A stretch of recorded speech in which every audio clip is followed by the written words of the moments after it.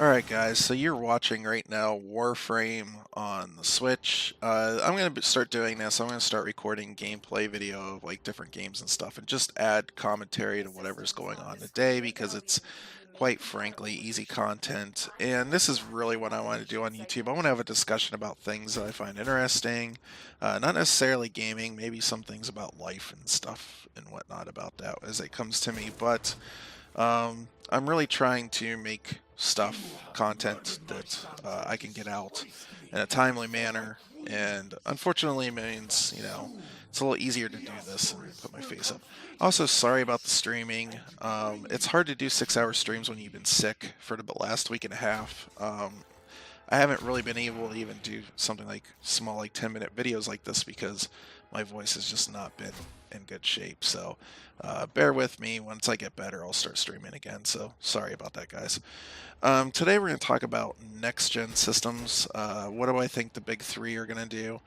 So as far as Microsoft, it seems like they're interested in uh, kind of moving everything to the cloud. That seems like that's where they're going. That's where they're making investments.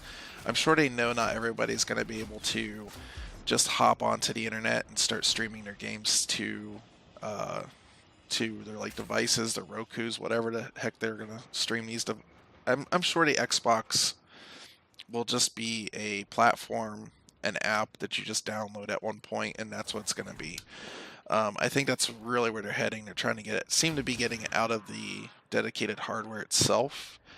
I'm not saying that there's not going to be another Xbox, but I think like the interest for them to try to beat PS5 out the gate and try to have something to compete with it necessarily. I think they're more interested in keeping the Xbox One X around, and then as they phase out the S, then they'll come out with better hardware, and then the X will be essentially what the S was to that hardware, if that makes any sense. I think that's what we're looking at there. So it's kind of a neat idea, and I think they're just trying to think, hey, there's just going to be connectivity is going to get better through the United States through the years in other countries, and there'll just be more people popping online as it goes. So if we have a service there, eventually the idea is there won't be a box anymore. You just download an app. So as far as the PS5 goes, it was interesting as of today, and you guys will be seeing this a day later as this news came out.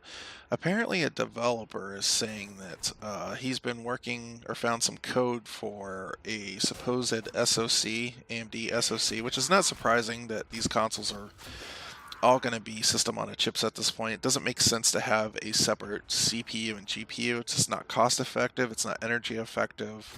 It doesn't make any good sense anymore for a console standpoint. So SoC, also AMD calls APU, accelerated processing unit, for what it's just marketing speak. There was code that a developer, Kamachi, on Twitter shared that shows a APU that they believe is Gonzola, which is supposed to be the PS5 APU, using 8 cores. Doesn't say what kind. We all assume it's either Zen Plus or Zen 2. Has a clock rate of 1 gigahertz base, 3.2 boost. I'm actually surprised to see a boost, and I'll explain why in a second. iGPU, which is the integrated graphics processor, which is on the same die, 1 gigahertz, and it's apparently a Navi 10 Lite. So this could be any APU.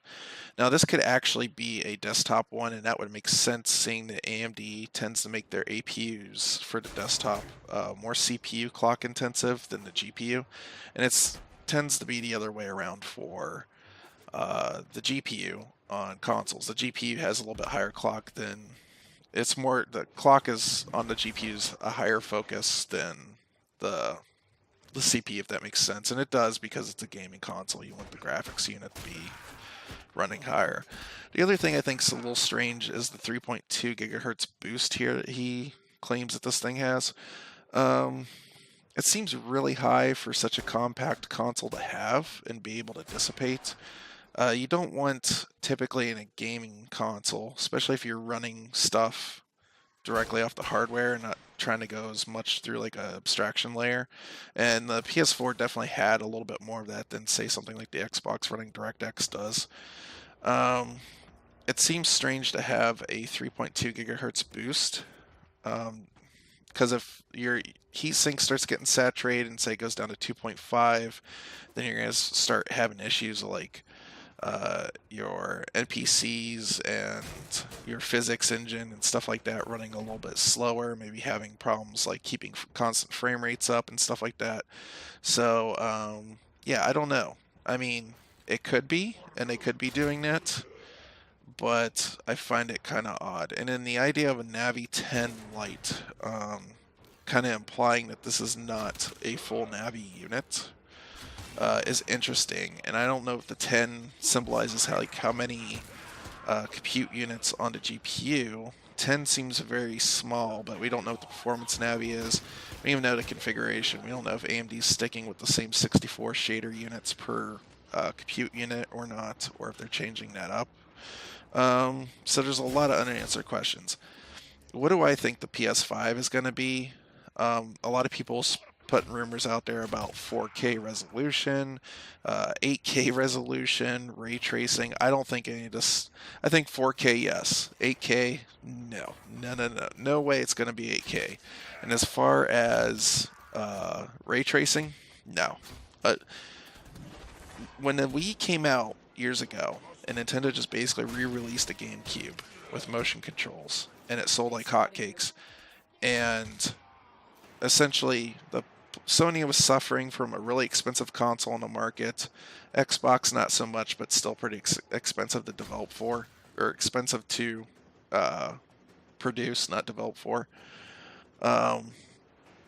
They taught everybody that you don't have to spend so much on the hardware. Just invest in the games, try to do the best that you can for the games, but the graphics are not the end-all, be-all of everything. And I think that lessons ring through. You look at the PS4, it was an upgrade, but if you really are being honest, the PS3 was able to do some 1080p games, and then when you went to PS4, it was still just able to do some native 1080p gaming, not all.